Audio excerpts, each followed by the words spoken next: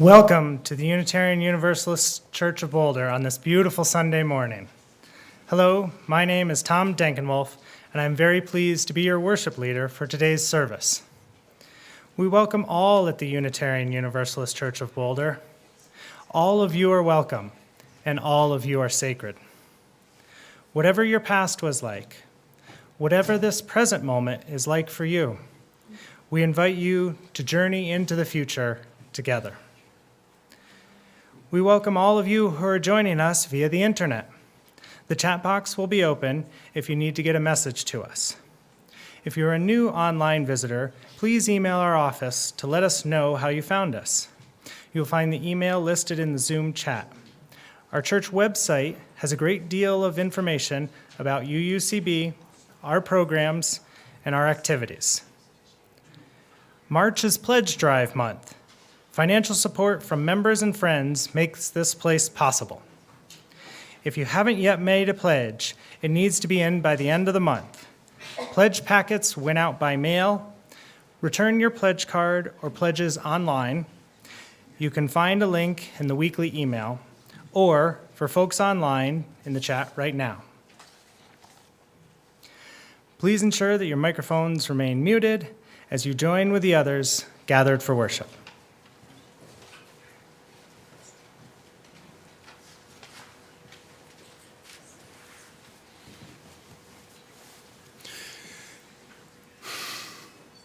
Nearly 2 years to the day since we moved online. We are back in the building again.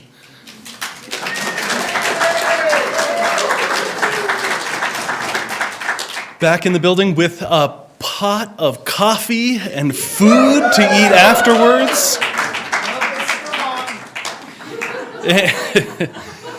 And also, we have not simply gone back to the way things were 2 years ago. There are 30 folks who are joining us online right now. There are people in this room who are unmasked, and there are people who are masked. And we say without any judgment, without requiring each other to provide rationale, this is the world that we live in now. This is what the new normal is. And I am grateful for everyone who's here in person, and I am grateful for everyone who's here online.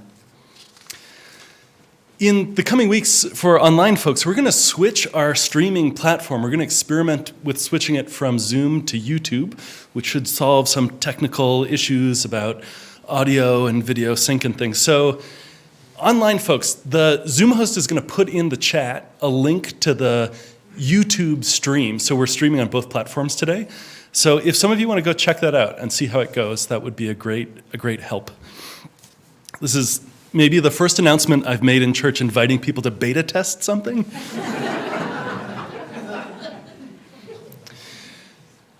Krista Tippett, the author and interviewer and podcaster and all-around curious person of religion, writes this. She says in her Where lecture from a few years ago, her address at the Unitarian Universalist General Assembly, she says, "There is a truth I'll invite you to notice and ponder.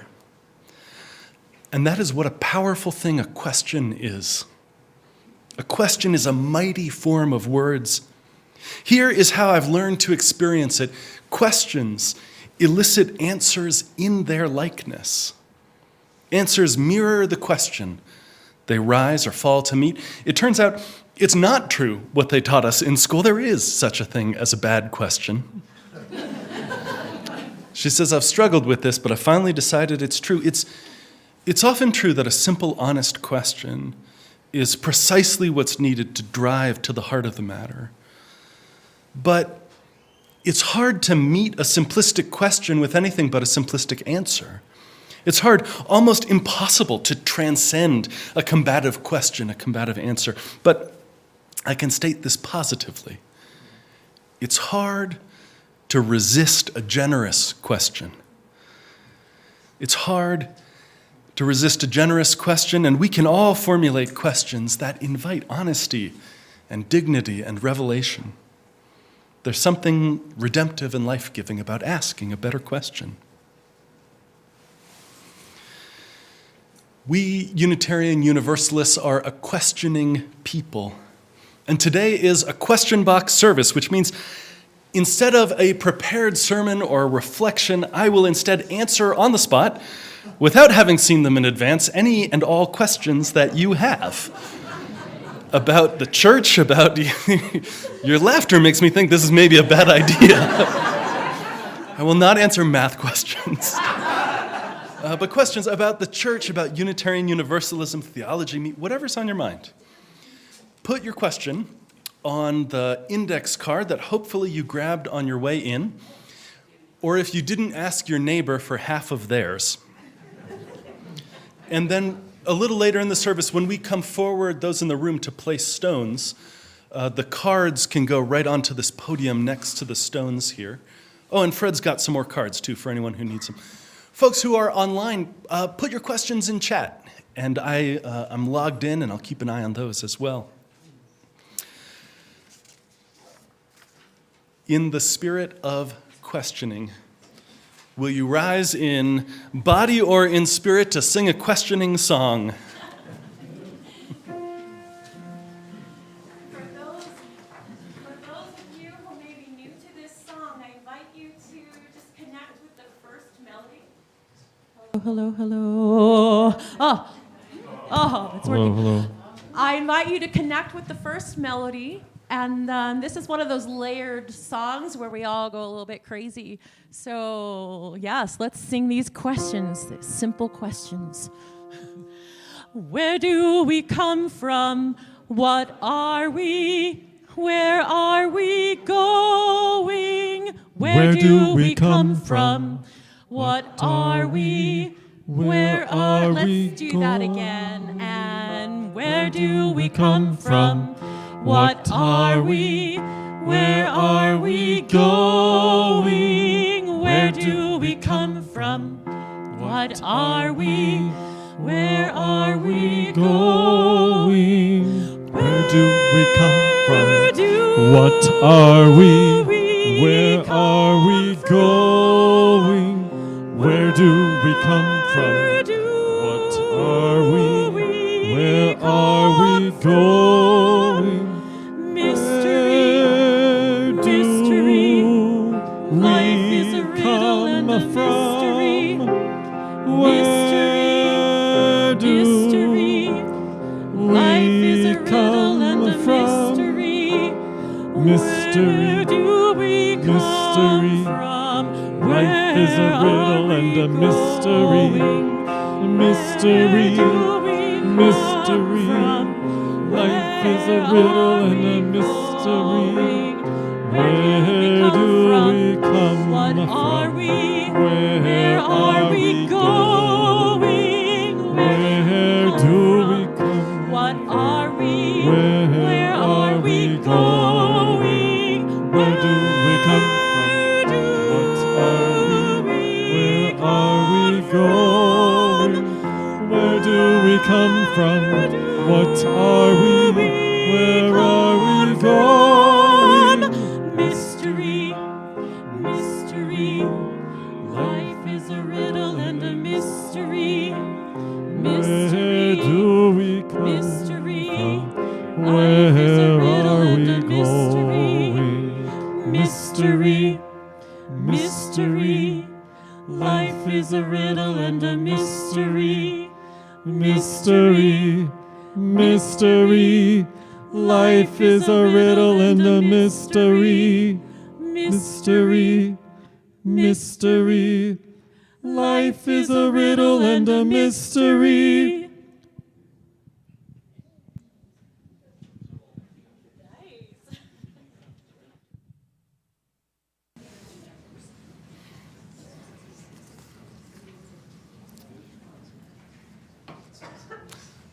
Long ago and far away, or maybe yesterday and just around the corner or somewhere in between, there was a town that sat quiet and content, tucked into the shadow of a mountain, sort of like this town, and carved on the side of the mountain in huge, tall letters so no one could miss them were the words, "The answer is no."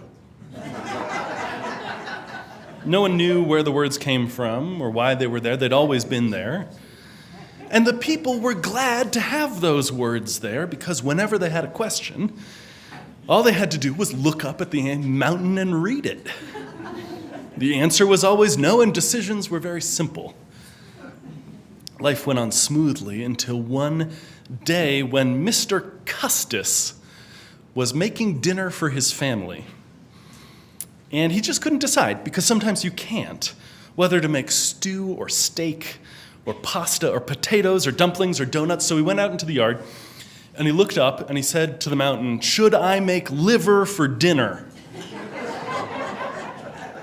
And the mountain said sensibly, "The answer is no." All right, I knew that, he said to himself. No one's really crazy about liver, but maybe I should make steak for dinner. And the mountain said, "The answer is no." Should I make chicken? The answer is no. Should I make tacos or tofu or pork chops or popcorn? And the mountain said nothing but the answer is no. Mr. Custis kept asking questions until the sun disappeared behind the mountain. He kept asking questions until the sun came around the other way, and all the mountain ever said, the answer is no. Finally, he just gave up and made liver anyway. But he'd had enough. He glared at the mountain and he stamped his foot and shook his fist and said, "Why is the answer always no? Why can't you say yes for once?" So he rang the town bell to call together a town meeting, and everyone from the oldest to the babies in arms came and listened carefully as he explained what had happened. "It seems to me," he said, "we've got a problem. The mountain isn't helping us like it should, isn't helping us like it used to. And it seems to me it would be nice if it would say yes every once in a while."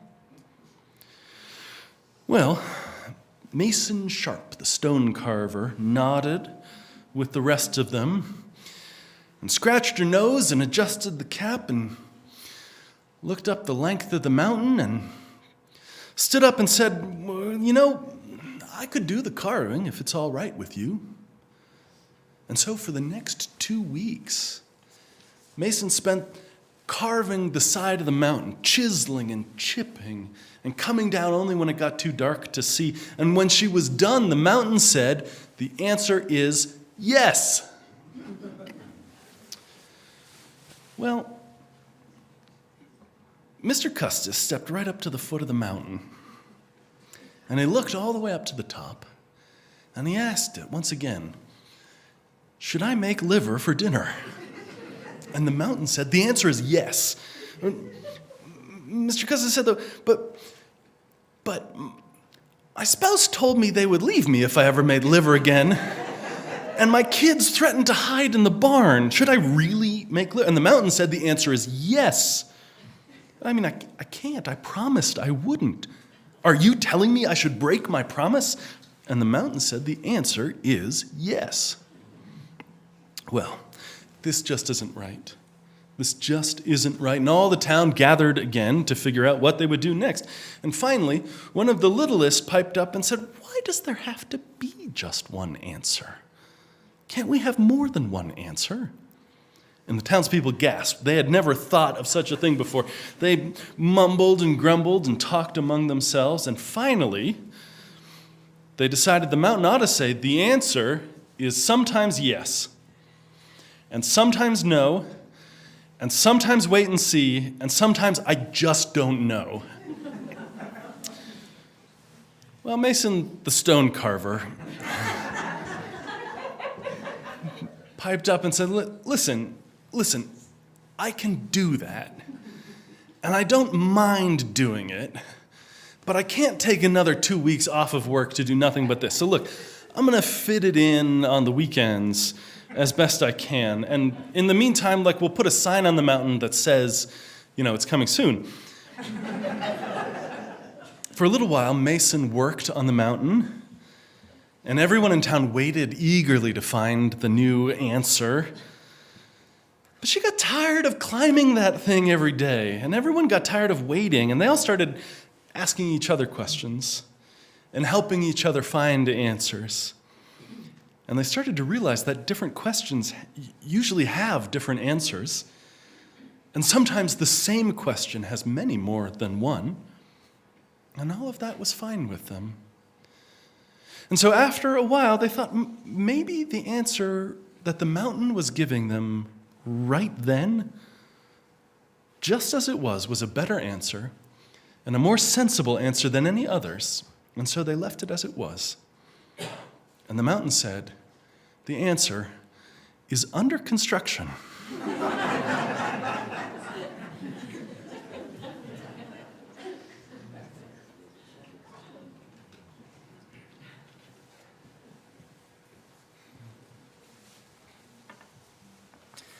If you are joining us online and have a candle or chalice near your computer, please get ready to light it.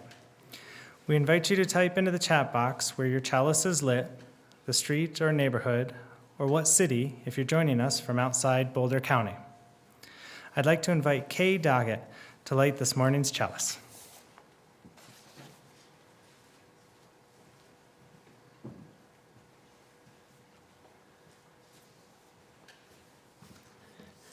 Ooh, good morning. Wow.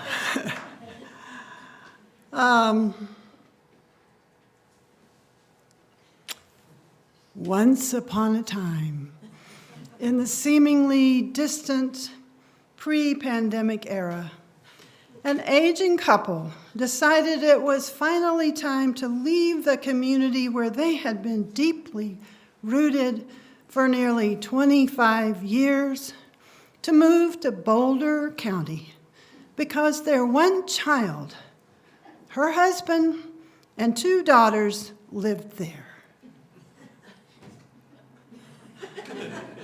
I'm trying to channel our minister, can you tell? I can't match him. So that tale, though, is familiar to many of us. I know even in this congregation. Of course, that story is about my husband Jack and me. And the year was 2019. We arrived with our household goods here on July 1, 2019, only to be caught 2 days later by this monstrous hailstorm that battered our car. Yeah. Well, welcome to the Front Range. Fortunately, the drama of those marvelous, notorious clouds as they move across the mountains and the million-dollar sunsets and the sunrises and the glorious clouds and the wide open fields and the grains and the cows and the eagles and the hawks and the big open sky and good car insurance soothed our indignation. And the next Sunday, we dropped in to the UU Church of Boulder to start our exploration of church possibilities in this area. Having been actively involved in UU congregations for many years, we knew that that's where we would plant our roots for friendship and belonging and spiritual grounding and meaningful connection to the broader community. I will never forget that first Sunday we walked in the doors here. Who do you think were the first smiling faces that greeted us? Barb. You think we were old friends. Their warm welcome was so sweet. And then one person they introduced us to was the staff membership coordinator.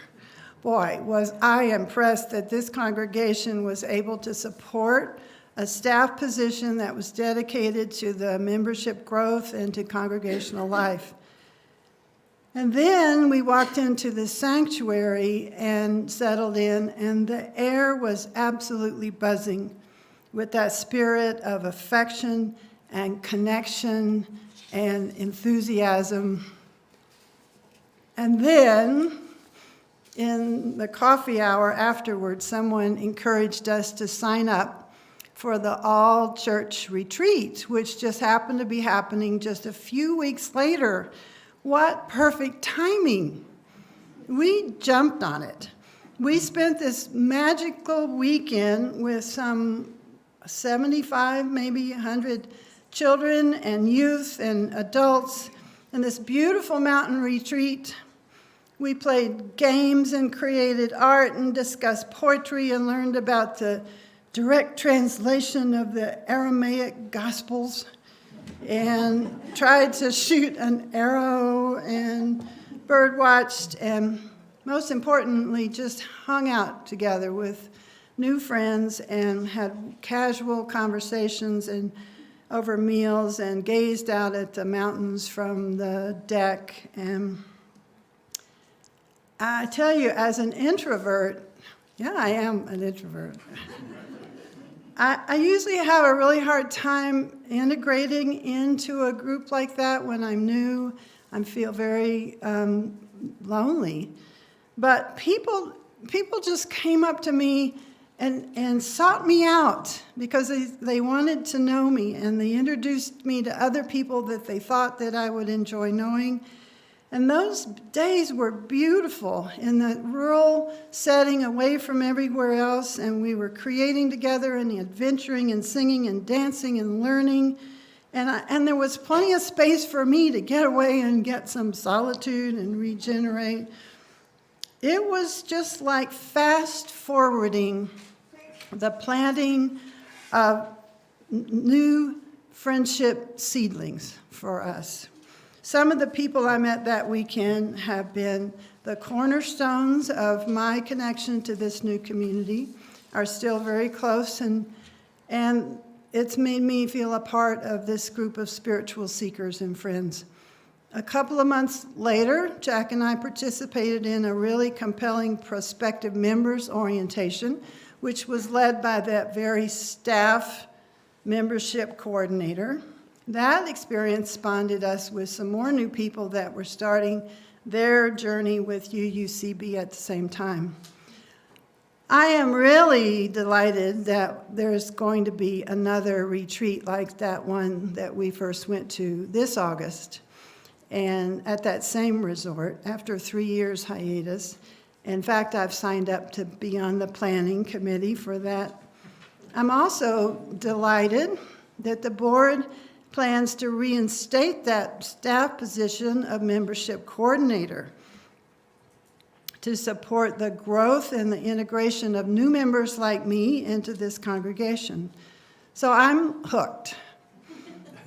I understand what it takes to sustain this blessed community, and I will do my part to contribute my energy and financial support to sustain it. I light this chalice in gratitude for this warmly welcoming congregation.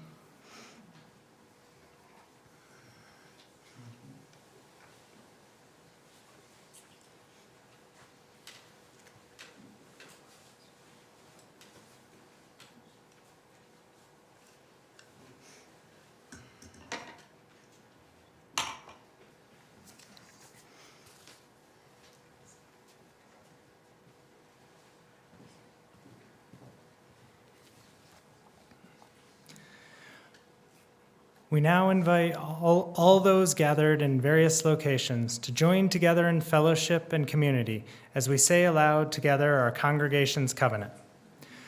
We gather in fellowship to speak truth to each other, to reach out and touch one another, to care with each other, and to seek the truth divine. So be it.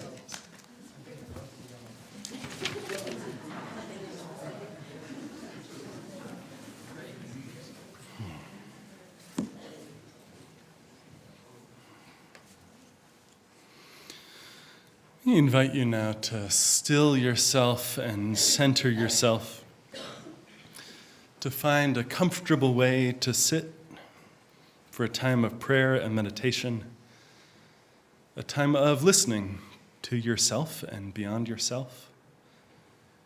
Let's begin all by taking a breath together.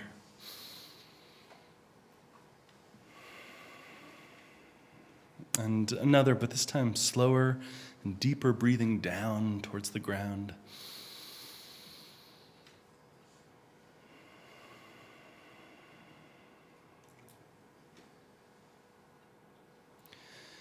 Spirit of life and love, which we know in different ways and call by different names, but which we find inside and beyond ourselves. Our hearts and our care and our hope today is with the people of Ukraine, the refugees fleeing, the senseless violence of war. Our hope and our care always is for peace, which is not merely the absence of violence, but the presence also of justice. Our hope this morning, our prayer, our remembrance, is to keep our hearts broken open to the reality of suffering in the world, not to set ourselves apart from any member of this human family, not to place ourselves outside of the circle of suffering. Our hope and our prayer is to remember that it is exactly our heartbreak which makes us human, which weaves a common thread through every person into a tapestry of loss and hope.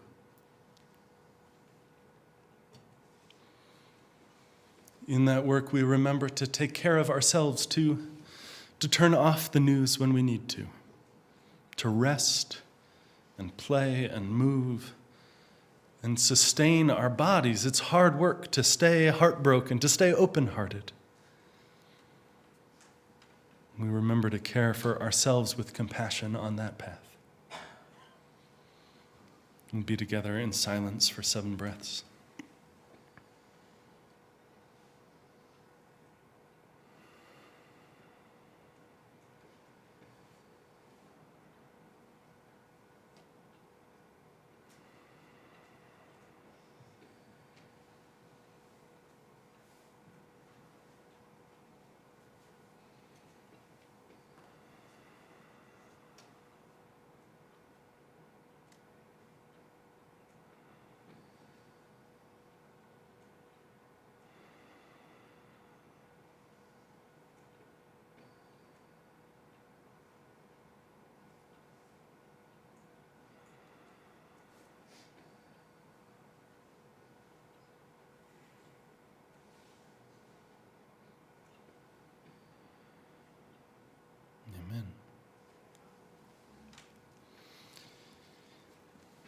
Each week in the service, we set aside time in ritual to share our lives with each other, to remember the ways that we are connected with each other and grounded in something bigger than any one of us.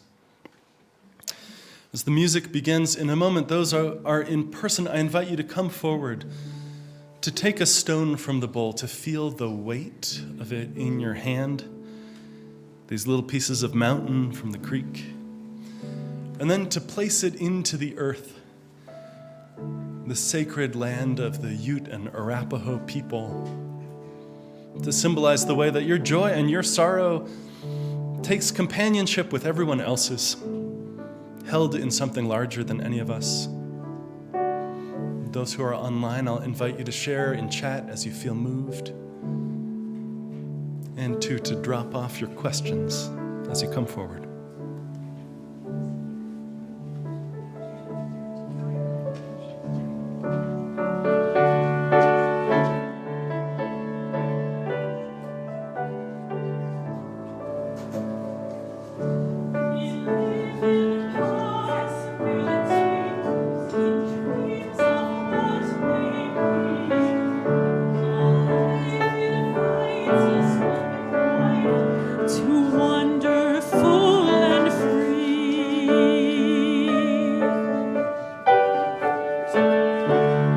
Thoughts fly to infinity, imagination soar, creation's wide and broad and deep, lives just beyond the door. Yet when our vision is made real, perfection strains the bone. One uniqueness then is born, a single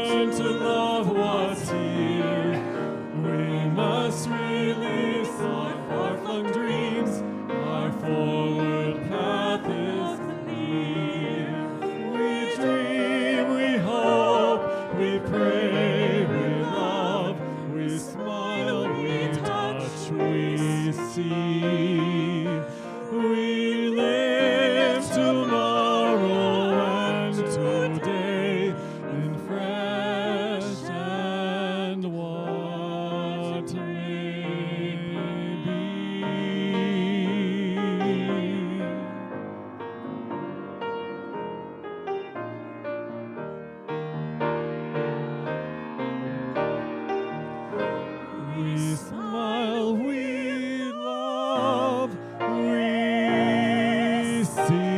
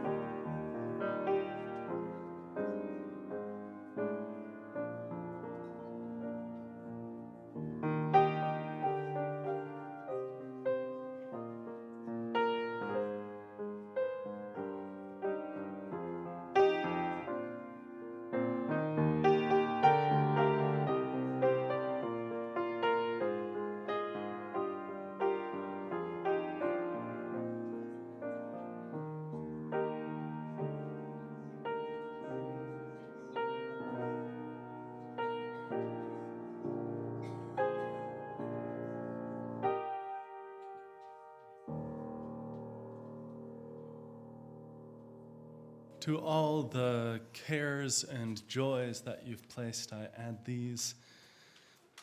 We remember Sue Weatherly, longtime member who died last September. Her service will be here on April 10th. And we hold in love Babs Horelli's mother, June, who at 101 years old fell and fractured her spine.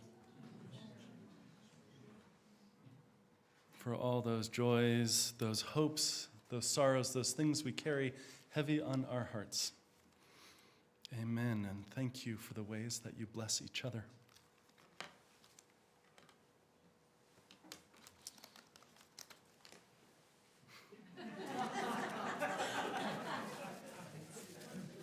We'll probably break for lunch around 12:45.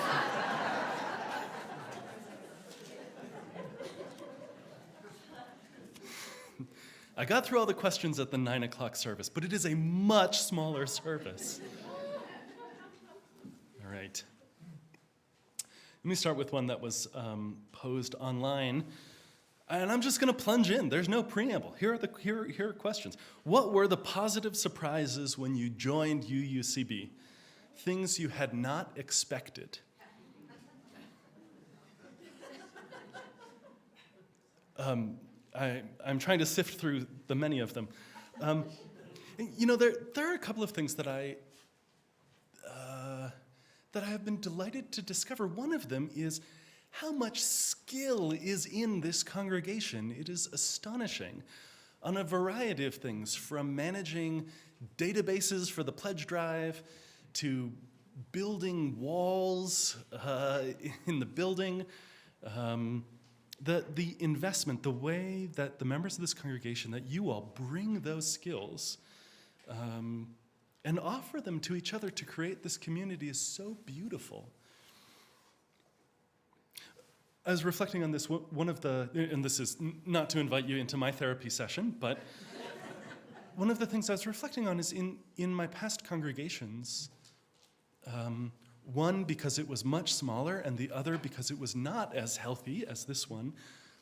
There were so many things that I did, like that I was the doer of things. And I've been thinking a lot in the last few weeks, especially as we're starting to return, that that doesn't work so well. That doesn't scale up. I can't be the one to repair the dishwasher, That's Tom. That's Tom back there who repaired the dishwasher this week, right?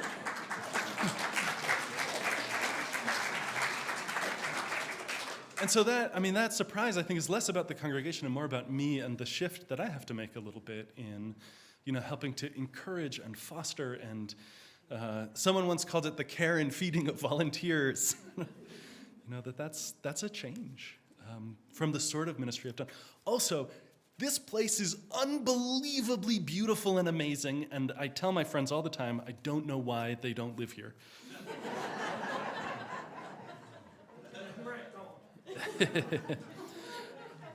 This is a great question. Outside it says, all persons who enter this building are required to be fully vaccinated against COVID-19. Wouldn't we welcome anti-vaxxers? So let me answer that question in two ways. One is, we're just having continuing conversations this week of whether that's still the right way to go, because do we really want to keep everyone under 5 out of this building until a vaccine is approved for them? Probably not. And this is part of what your staff team and the COVID task force wrestle with a little bit, is how do we come back together safely and sensibly and meeting our responsibility to do right by each other.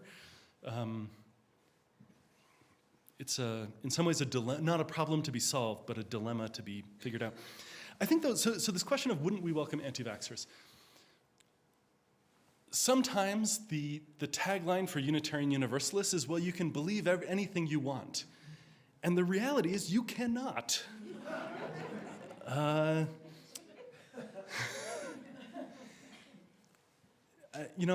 looking, for example, at the free and responsible search for truth and meaning. The use of science is one of our sources, taking that seriously. But more than that, too, aside from just taking science seriously, the other side of it is sometimes we think about freedom as the total independence from anyone else to do whatever you want. That is a thin and selfish and pointless conception of freedom. In fact, there is a tension always between what are your responsibilities to the people around you, to the community that you're a part of, and those place both obligations on you for how to act, what we owe each other, and also limitations on the infinity of your freedom. And so one of the things that the COVID task force for 2 years wrestled with and grappled with is, what do we owe each other? Whether it was in exactly those terms, the question is, where does our collective responsibility to each other end, and where does individual responsibility begin? And so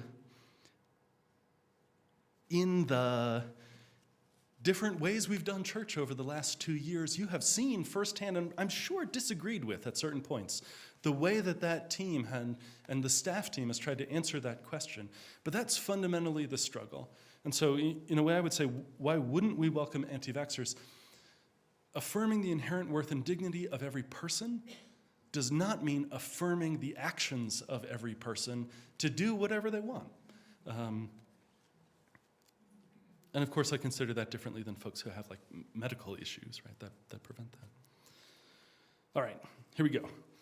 As the future of church is not necessarily in traditional worship and buildings, as other denominations pivot towards church closures, church mergers, and the like, our denomination is also showing signs of dying. What do you envision as the future of the church in the age of secularism, of finding community online, and of a changing society? All right, the next question is... No, this is such a good question, because I appreciate these questions always. I think it's actually not as dire as all of that. First, if you look at changes in denomination size, like the United Church of Christ, sort of our nearest Christian theological neighbors, lost something like 30% of all of their members over the last decade to 15 years. Huge. UU's lost something like 5 or 8% of our membership over that time. So it's a much smaller shrink. But more than that, I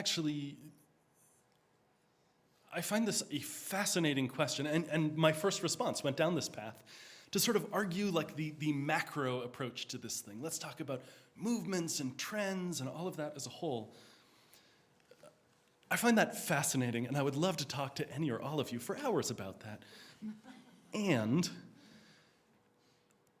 the thing that I really pay attention to, though, and have to remind myself whenever I go down that path is, None of that is in my control or our control. What we can do is build a flourishing community here, on this street, in this neighborhood, in this city and county. And I feel wildly optimistic about that possibility, actually. I think that we are surrounded by tons and tons of people. Someone asked me earlier in the fall, well, would this congregation and the Boulder Valley UU Fellowship, our nearest neighbor just a few miles down the road, would we merge? And then we could be like a 500-person church. And what I feel so strongly about is we can be that church right here, and they can be a 500-person church there. And Longmont can certainly support a church of that size, and Love, and on and on and on, right?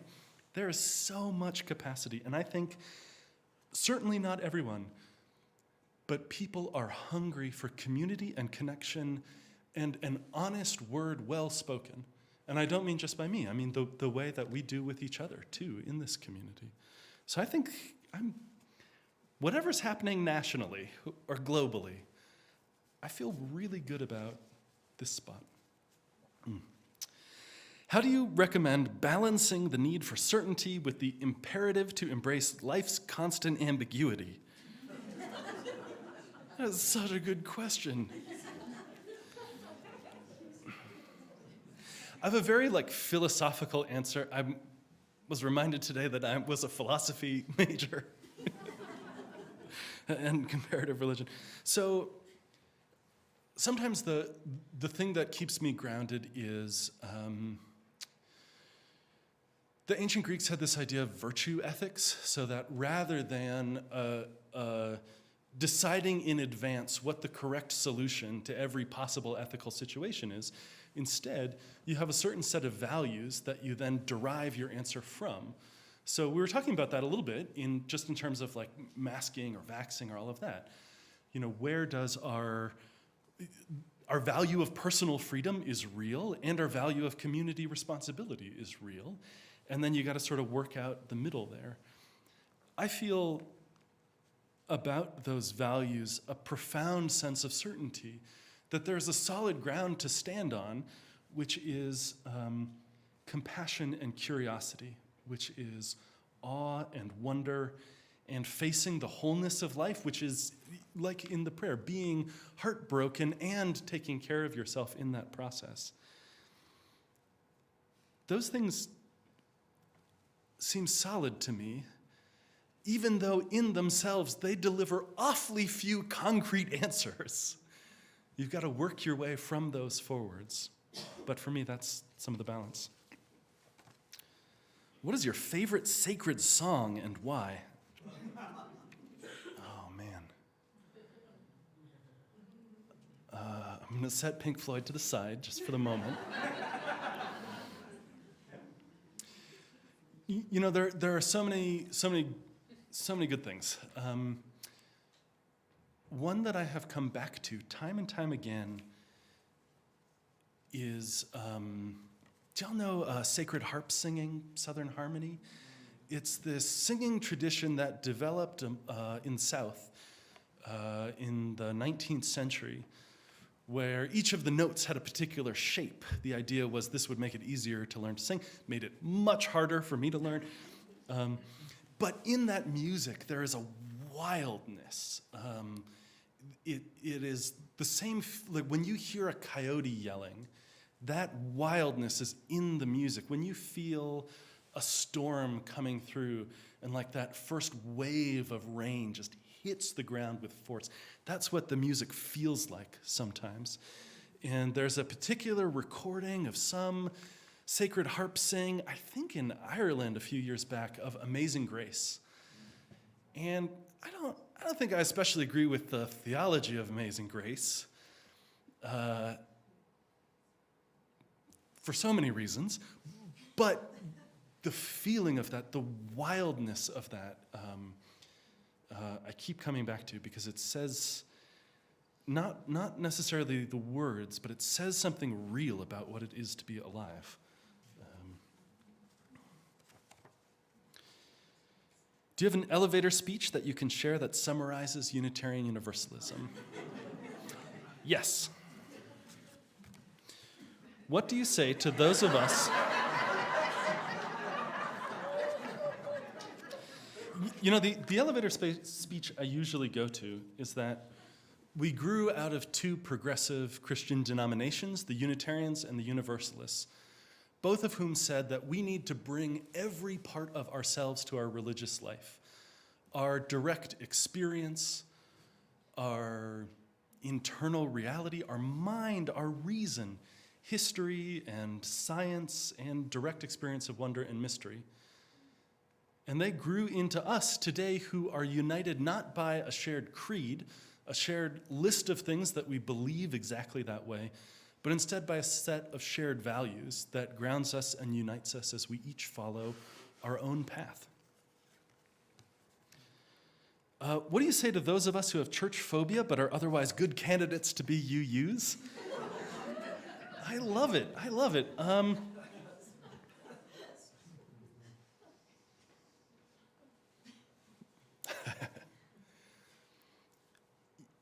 There are a lot of ways that cuts, I think. I think for some folks, the way that I would want to respond to someone who is deeply wounded by the tradition that they grew up in, say, is really different than the way I might respond to someone who's never been to church before and is like, what is all this, And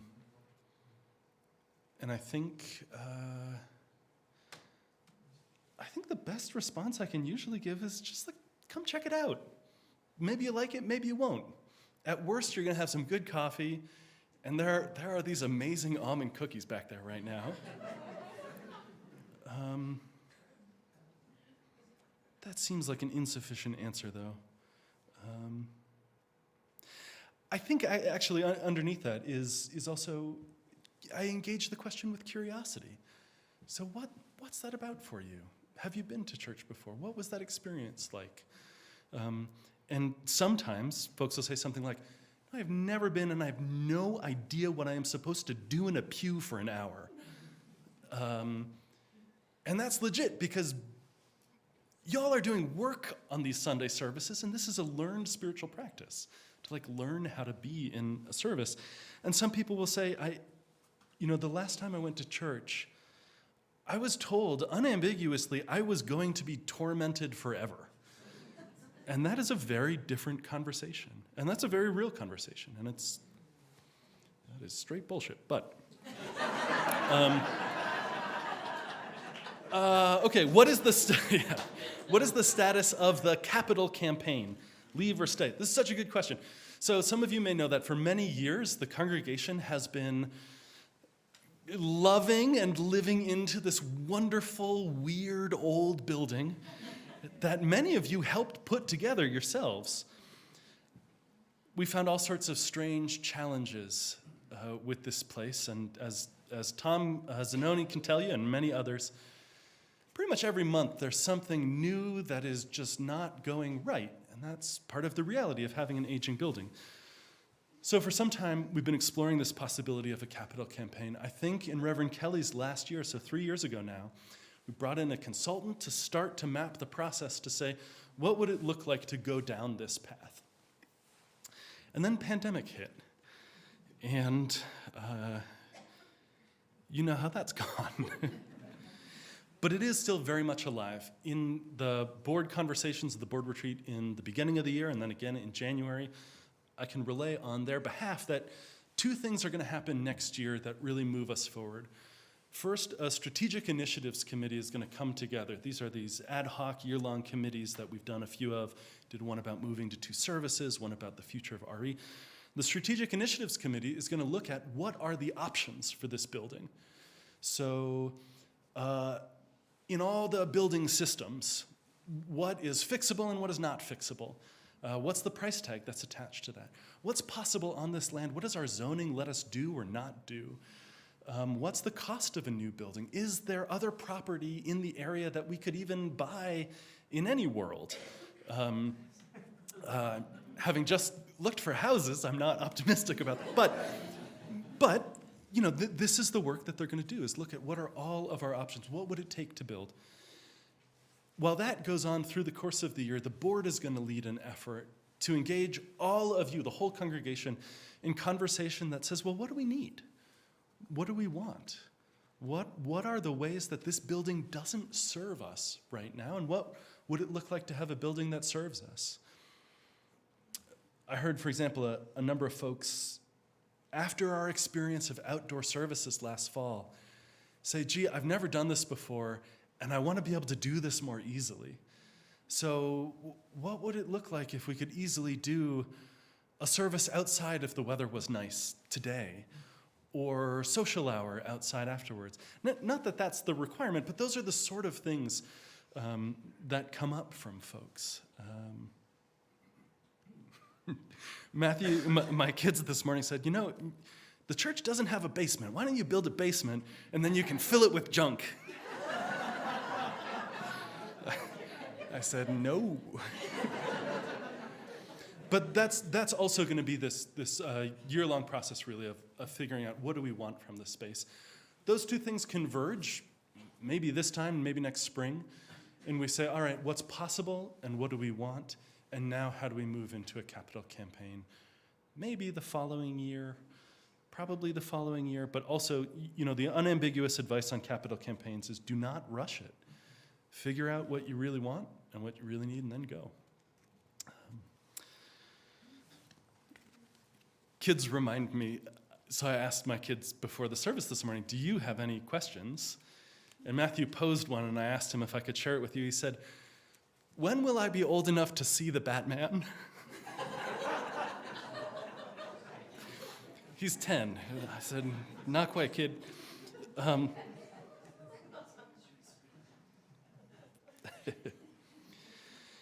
Is it ethical to pray for a person to die who has lived a very long time?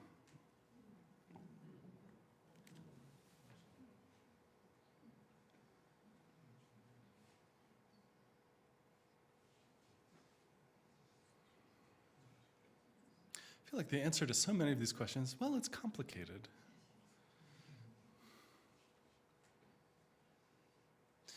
I feel like when I'm in those situations, what my hope or prayer, whether it's voiced as prayer or just experienced as hope, is that they, what's the way to articulate it?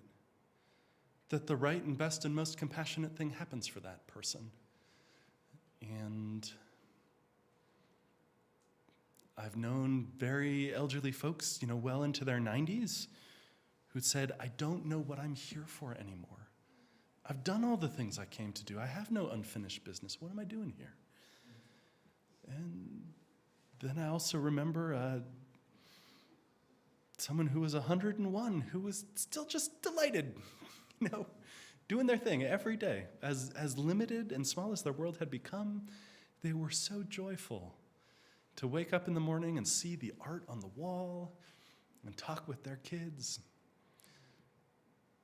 So I feel like there are so many varieties of what that situation might be that I tend just to try to move from compassion and hope for the right thing for them.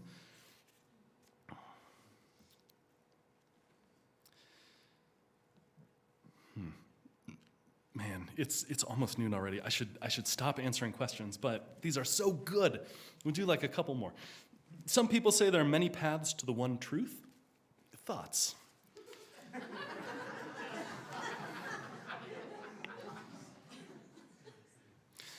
I used to feel that way really strongly, actually. I used to very, very much feel Scotty McLennan, a Unitarian minister who's the chaplain out at Stanford now, wrote a book that basically argued this. There are all these different paths up the mountain, and they all converge at the top.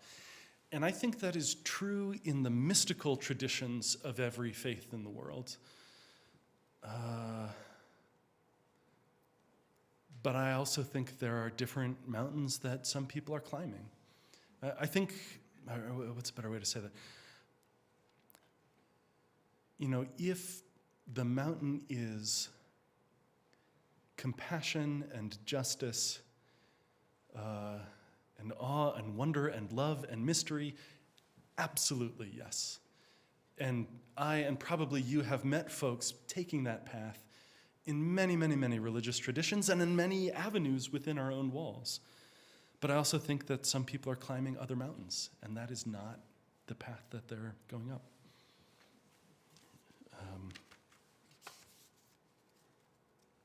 I won't go into conversation about modernism and postmodernism.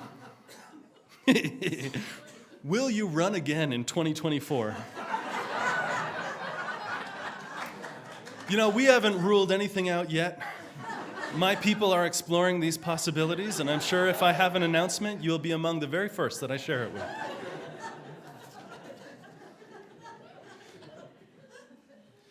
Theologically speaking, what's your favorite thing about Colorado? How easy it is to get to nature. For me, a lot of my spiritual experience is outdoors, and in Chicago, you drive so we lived on the south side, you drive a solid 45 minutes north, and you are still in Chicago. Not just like in the territorial boundaries, but like it has been city that entire way. And here, I drive 45 minutes west of my house in Longmont, and I'm in a national park. And just makes it easier in a certain way. Can I come play with your dog? Yes. Yes. Whoever wrote this, email me. We will set up a dog play date. Do you believe in an afterlife? I am deeply agnostic on that. I often very firmly don't, and then sometimes I do. Right? Right. Okay, I'll do one more. I'm skipping the complicated ones. Why are UUs called a liberal religion?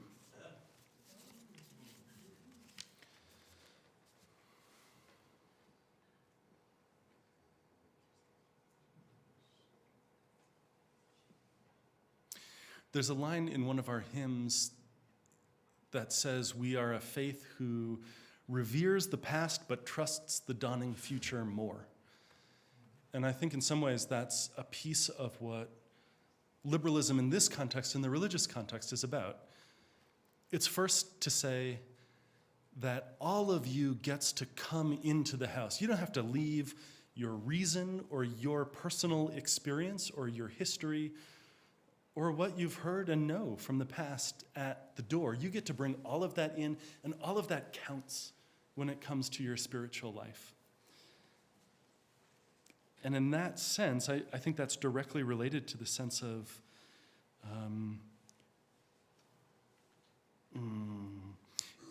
in West Africa, there is the image of the Sankofa bird, this bird with its head turned back over its body. The idea being that you look to the past and take the best of it into the future. And to me, that seems like a profoundly different orientation towards the past or towards the status quo in general than the conservative impulse which says, this is what it is. Keep it like this. And so that's why I'd say that UUs are a liberal religion. I'm not sure I've even gotten through half of these, but I'm having a good time. You're ready for those almond cookies. But thank you. Thank you for all of these. If there are questions that I didn't answer that you'd like to talk about, I would love to talk about it with you. Shoot me an email, send me a text or a call. Let's chat and get into this, because this work of a question box sermon is not fundamentally about me being up here to give you all the right answers. Instead, it is to model and participate in, just like you are participating in, our essential work as a liberal church, which is for each of us to wrestle with these questions, to make some sense and meaning out of them, even when it feels like sometimes there is no solid ground, to find in the questioning some solid ground. I think sometimes of the story of Jacob wrestling an angel in the Hebrew scriptures, and they wrestle all night long. And at the end of that night, the angel strikes him and injures him on the hip so that he walks with a limp for the rest of his life and blesses him. And I feel that way too about wrestling with these questions. Sometimes they will beat us up. Sometimes they don't have answers. Sometimes they are dilemmas to live into and not problems to be solved. And they bless us in the wrestling. Amen.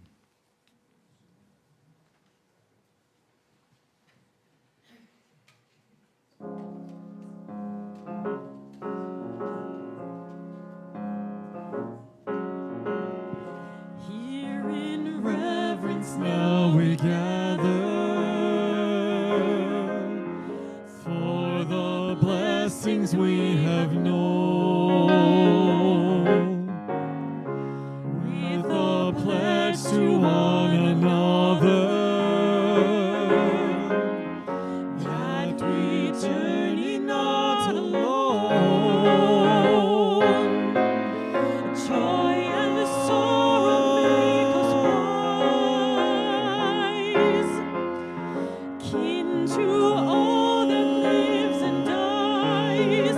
Life calls us on.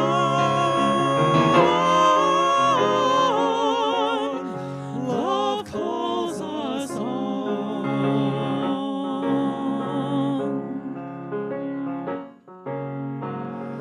Words and deeds of those before us, waken here to keep us strong. Blend our voices in the chorus of creation's living song. Courage bids us lift our eyes upward to the shining skies. Hope calls us on. Hope calls us on.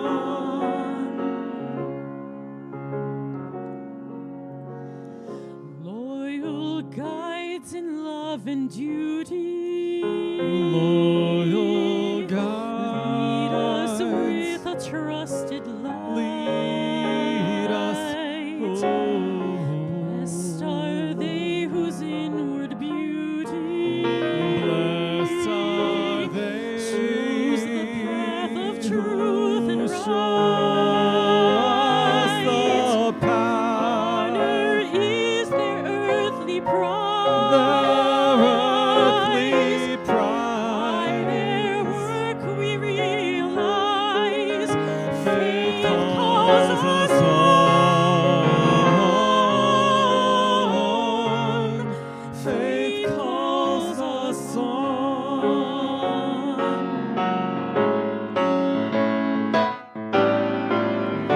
We have shared a radiant hour. We have shared. The truth has made us free. Made us free. And the Spirit's gracious power. Spirit's power. Good that yet shall be. Has dreamed with us for good. Ever bright the path. Pilgrims we rise. Life calls us on. Life calls us on. Life calls us on. Life calls us on. Life calls us on. Calls us on. Life calls us on. Life calls us on. Life calls us on.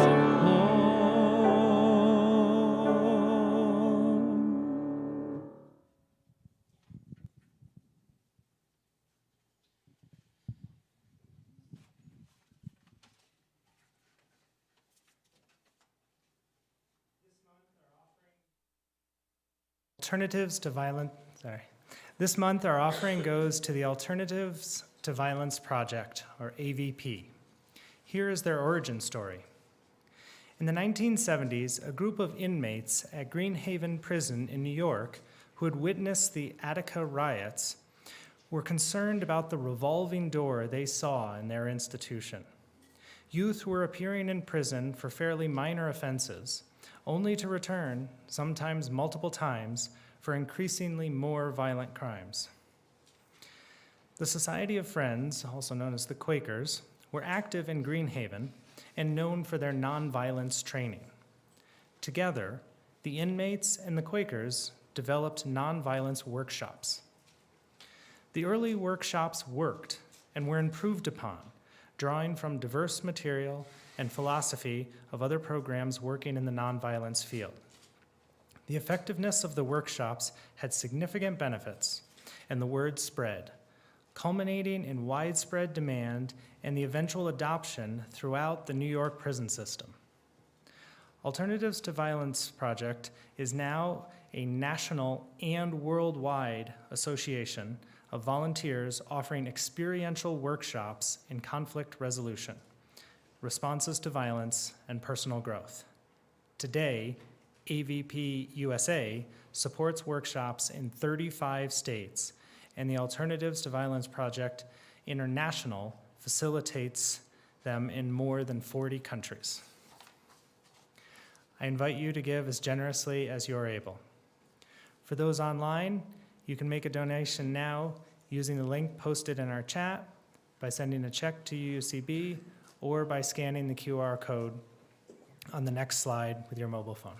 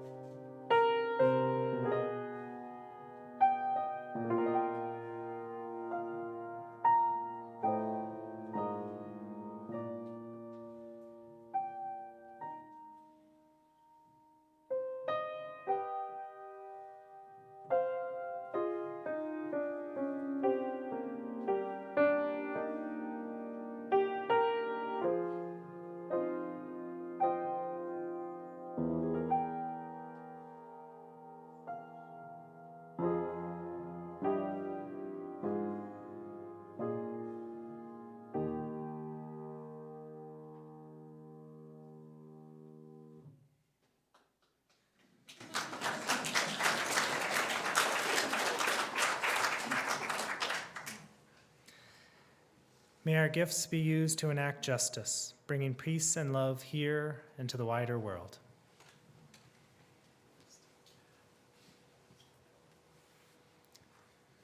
The poet Rilke writes, "Have patience with everything unresolved in your heart, and try to love the questions themselves as if they were locked rooms or books written in a very foreign language. Don't search for the answers which could not be given to you now because you would not be able to live them. And the point is to live everything. Live the questions now. Live the questions now. And perhaps then, someday far in the future, you will gradually, without even noticing it, live your way into the answers. Go in peace, and amen. Go your way in peace, wander as you may. Blessed is the path you take, may love guide you on your way. Go your way in peace, wander as you may. Blessed is the path you take, may love guide you on your way.